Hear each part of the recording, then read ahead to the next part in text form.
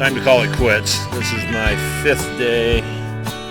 It's 5:30. I started at 10:30. And today was just padding with the world's most wonderful carpet cleaning machine that doesn't involve a vacuum, the Trinity Phoenix. And as you're going to see in the pictures, we had a tremendous battle here.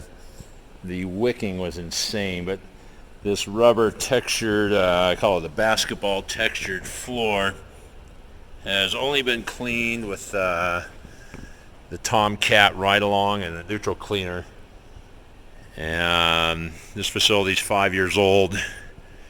And again, as you can see in the pictures, it looked like a tar slick was over it. It was all thick and shiny. You could hardly see the red in there. And this is a extremely popular community center. You can see all that blacktop, and naturally each parking spot has grease in it. So it's accumulated incredibly. But we spent 4 days trying everything from the Cymex with every agitated pad color under there. We even added weights, 245, so an additional 90 pounds. But the flat bristles and no tamping action that this has wasn't scrubbing and breaking it loose from the little grooves around each nubbin.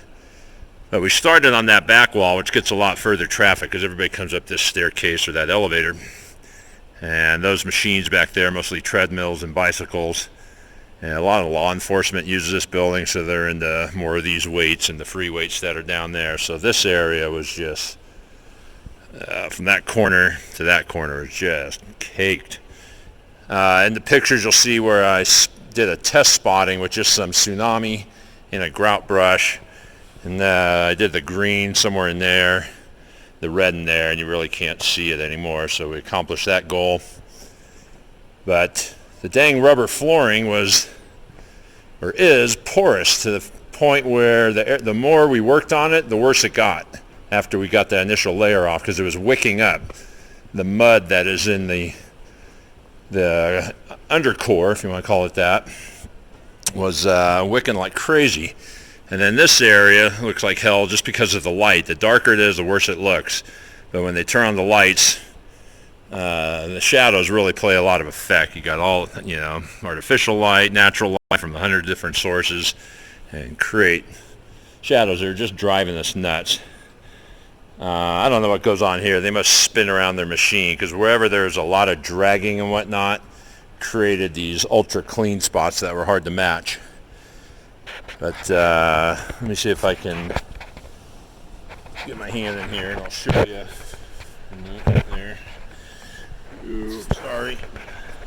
Not sure if you can see how it's manufactured or the composition there. But that's it. It's a pretty thin core. And between the two of us, Jim Ekman and I, we got some 75 years of cleaning experience of all sorts of floors. Never had anything so aggravating as this dang thing. But today's been the magic. Back over yonder where we finished the other day, it was super streaky. You'll see that picture too, where it just looked like Berber wicking. Horrible. And that came right off. So I'm using the anomaly and some peroxide booster, and then they're going to run that little Tomcat over it on Monday with just a neutral cleaner in there. But it doesn't feel goofy, doesn't feel sticky or anything. You can see where one of my pads was falling apart. I'm going to let them pick that up. Christ, it got things all over the place. We initially moved all these machines, and there's 5 years of dingleberries under those.